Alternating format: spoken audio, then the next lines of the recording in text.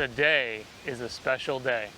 This is a McLaren 720S Spider, and it's one of the fastest supercars on Earth. Many people ask questions like, how could anyone pay so much for a car like that?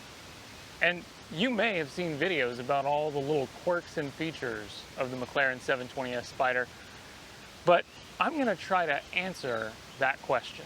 Why would someone pay nearly $250,000 or more to own something like this? What are they getting out of that experience? Now we'll talk about some of the cool little details, but really I want to take you along for the ride to show you what it's like to really enjoy one of McLaren's absolute masterpieces.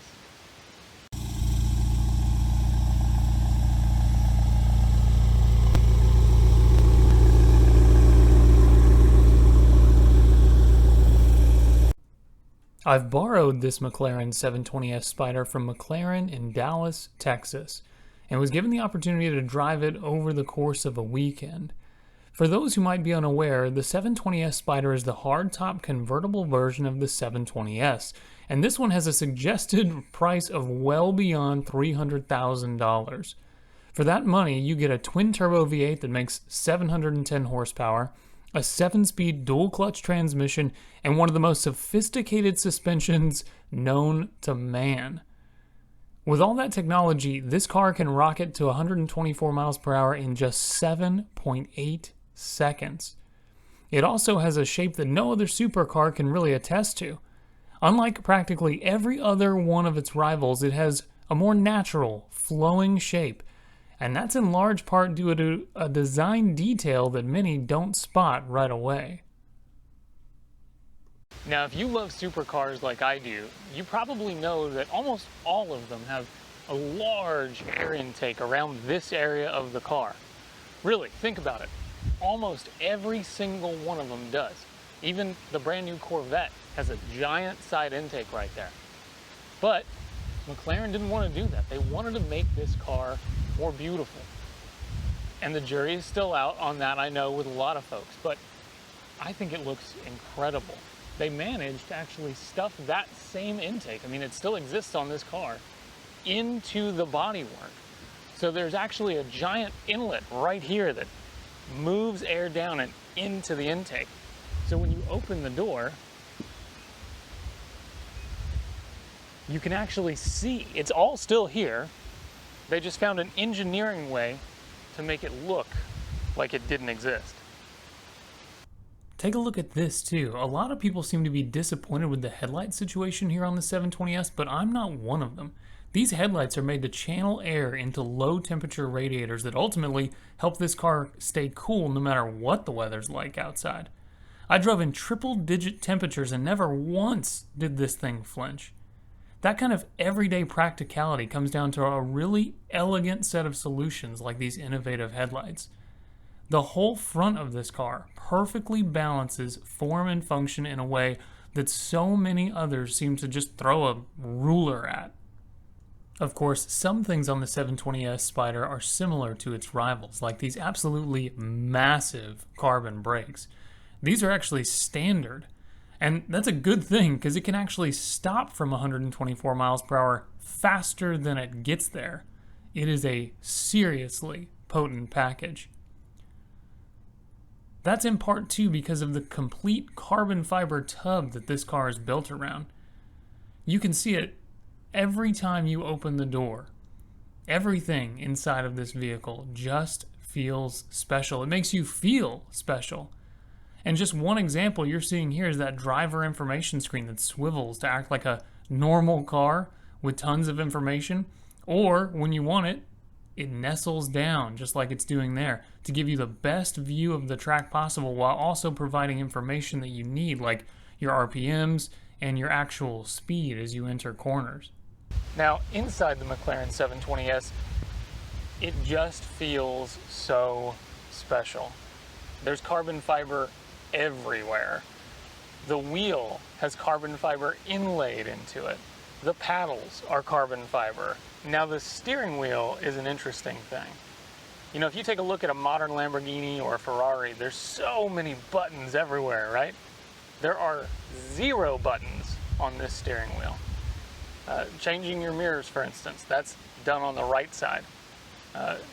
Changing your headlights, that's done on the left side, behind the steering wheel. There are no buttons on the steering wheel aside from the horn. That's a great example of how McLaren wanted this car to be perfect for driving on a track. They're not worried about making it easy for you to get to your turn signal. They're worried about making sure that no matter where you go on the steering wheel, you're getting just wheel. You're able to feel that sensation and stay focused. You might be surprised to know that there's quite a bit of space in here. And the seats are both powered, but the controls are kind of in an odd place. They're down by your hand. If you're the passenger, it's your left hand. If you're the driver, it's your right hand. So you can't see them. You just have to learn them. You have to get used to them, and then you can use them with some sort of understanding and skill. Take a look at the layout here for the driver. Everything is kind of angled towards the driver, which makes sense, right? You've got your different drive modes. You've got your arrow button. You've got an active button. You have to hit that before changing a drive mode. It basically confirms that that's really what you want to do. You've got your automatic start-stop. You know, you can turn that off so that it doesn't turn off at lights, although if I'm honest, I haven't noticed it doing that even once. You've got a really nice, clean, simple set of controls for the infotainment system. Not overly complicated. There's literally 6 buttons and everything else is found in the system itself. Obviously, your start-stop engine button, which glows bright red at nighttime. You've got your drive mode selector in terms of drive, neutral, and reverse. Below that, your hazards. And then, of course, launch control. Below that, you'll see 2 more window switches, and that's for the power top and the power rear window. You can actually roll down the rear window while driving with the top up so that you can hear that glorious V8 behind you. Then you've got a cup holder. Then you've got the most storage this entire cabin has. This right here, 2 USB ports, an audio jack for some reason, and it's enough to hold like that much stuff. That's it. That's the whole thing, front to back. And you've actually got a space for some papers behind the seat. Now, of course, underneath this, you've got just a little more storage, enough for, you know, a mask or something. And then you've got a cup holder, which is pretty tight. And then you've got a cigarette-style outlet as well, so that you can kind of keep things connected without having to use your 2 USB ports in the middle here. Of course, you've also got the cargo net, where you can put papers for when you get pulled over. Because you will. Because this car is a bad influence. So it's pretty rare that you get to feel and hear what it's like to start one of these cars up. Let's do that right now. So the audio you're hearing, of course, is my microphone, not the one there at the back of the camera. Yeah, it sounds that good in the car.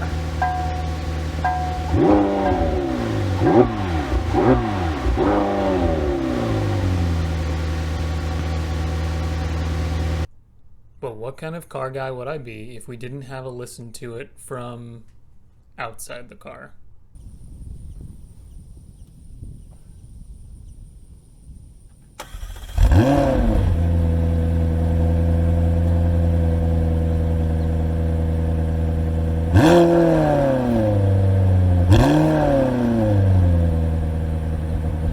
And let's also have a quick look at how the power top operates.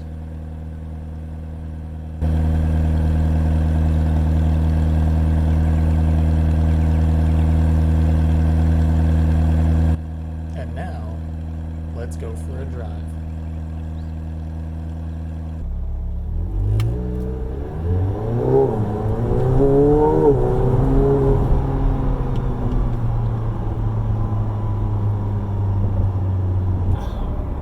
It's totally amazing how comfortable perfect roads. You look at a car like this and you really, at least I thought, it's going to be horrible. Not going to be very nice to drive when the roads get bad. I am completely wrong.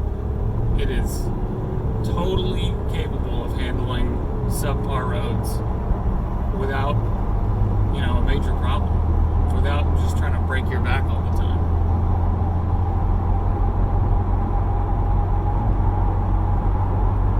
Visibility, at least outwardly, ahead of you, is pretty good. Behind you and to the sides, not my favorite.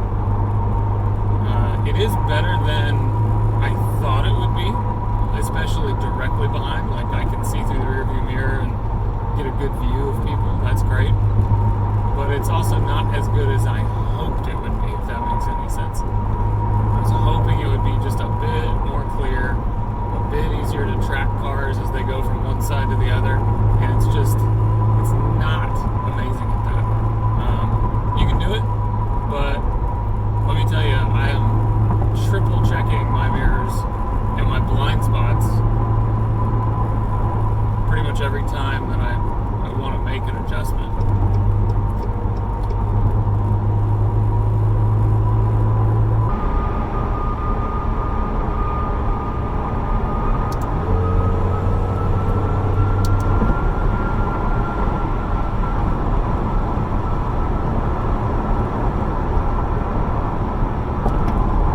Steering is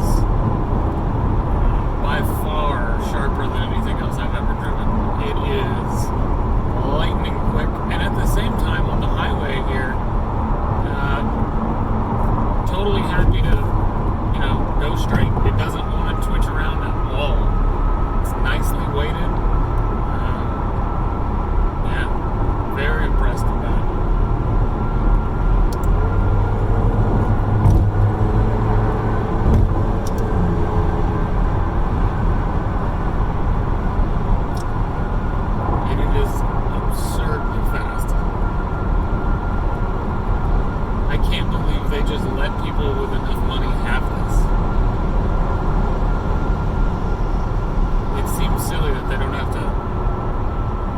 Some sort of a school or carry a racing license.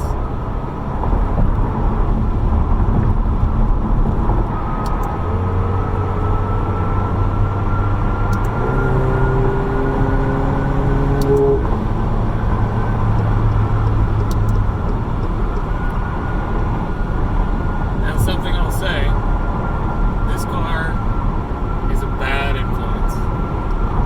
And it's not just a bad influence on you. It's not that it just makes you want to drive faster. It makes everybody else around you want to drive faster. And there goes a Mustang that was blitzing to try to catch me.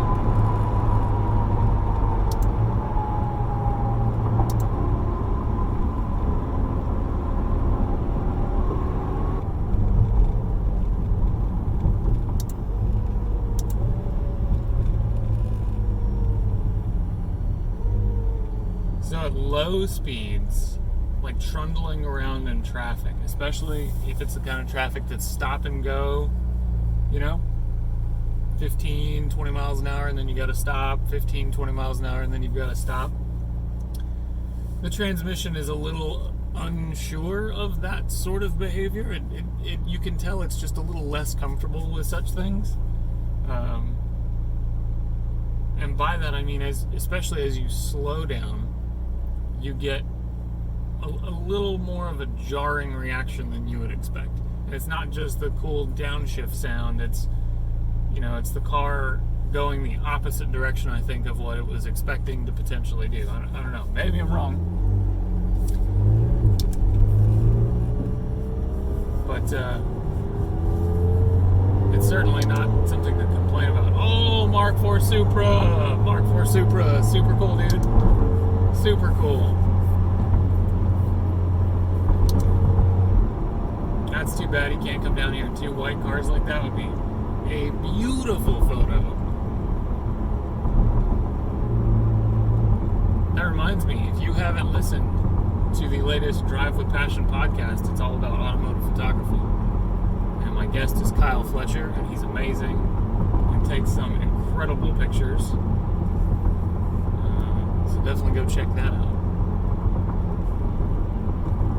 It is completely unreal how if you just drive this around like a grandma, it's happy to do it. It's totally capable of doing it.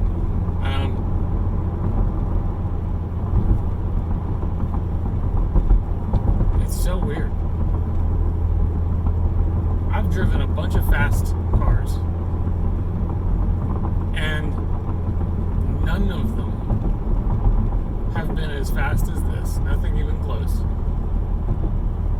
And none of them have been able to be as composed and quiet and calm and easygoing as this is.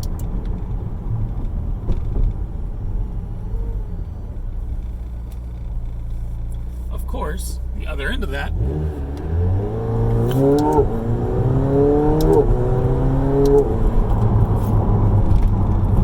is that it can do that whenever it feels like it. I saw the camera shift. That will hopefully that looks good while you're sitting on your sofa.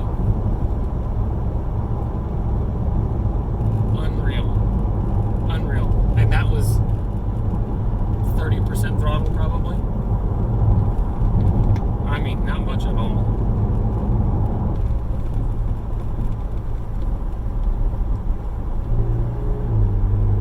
Zero body roll. Zero. Body roll does not exist in this vehicle. And that's kind of saying something. This is a very light supercar, but it's not as light as it could be with the roof up, right? And just the fact that it is a convertible, my goodness. Body roll doesn't exist when you're in this world. Good example of that, imperfect pavement I'm talking about.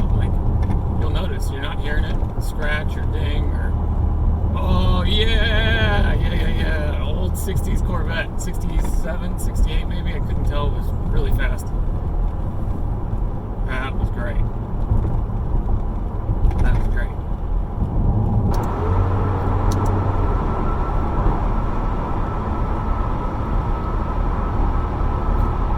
While there are certainly some metrics that it wouldn't perform as well in, this is as fast, if not faster, than many race cars that people grew up idolizing. So the fact that you can buy this, own this, and drive it around on public roads, and it does as well as it does. I mean, that's why this thing costs what it does. That's what everyone will say, right? And people have said it here while I've been visiting. Why would anyone ever spend that much money on a car? I'm not saying I would spend that much money on a car, but I definitely get it.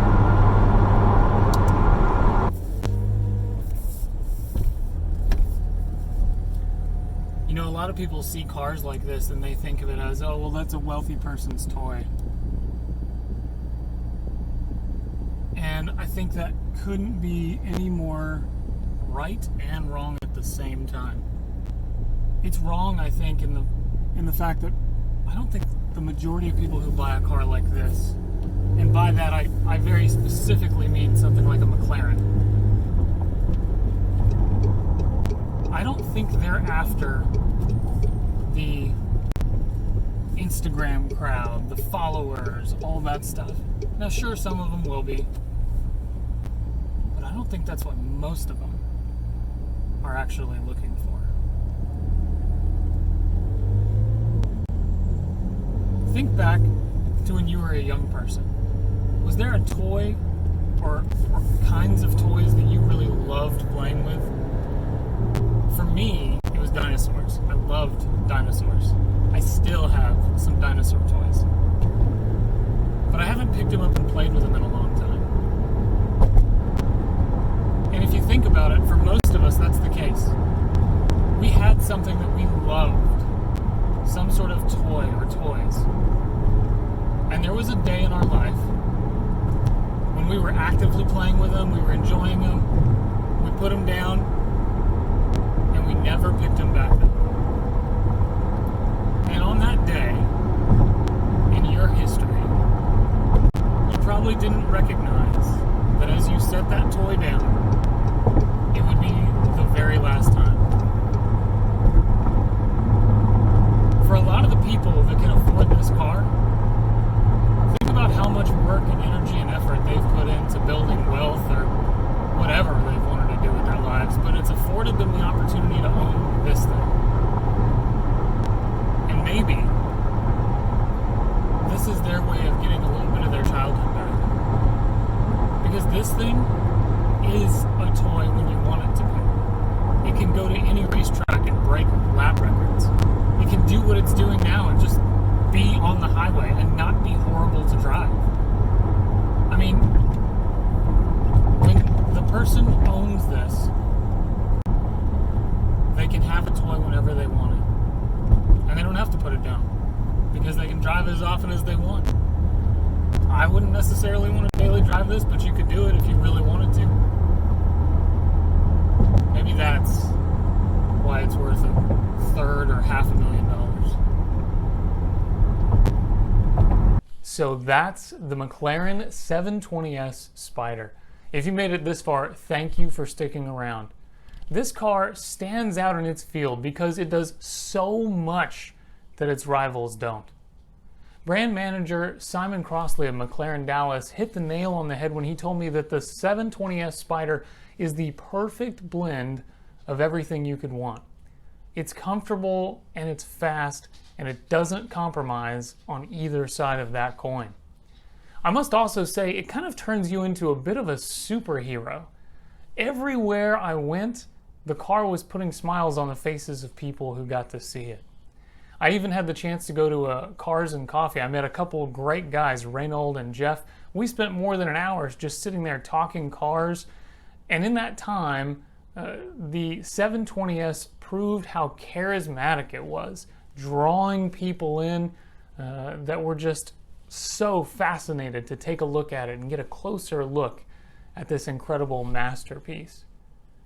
You know, this experience, getting to enjoy the McLaren 720S Spider, was special from the moment I laid eyes on it till the moment that I shut it off and left it in a garage. That is an experience that so few people get to enjoy, and I hope this has let you in on that just a little bit. Speaking of garages, I want to thank my friends Corey and Lisa who graciously allowed me to stay with them and safely keep the car in their garage. For more of my thoughts on the experience, please check out the full review at hotcars.com. The link is in the description below, as are links to connect with me on social media and to check out my website, riverscars.com, and even to pick up some cool riverscars.com merchandise, including some new 720S Spider themed stuff. Again, thank you so much for sticking around. I hope to see you again next time. Have a great day.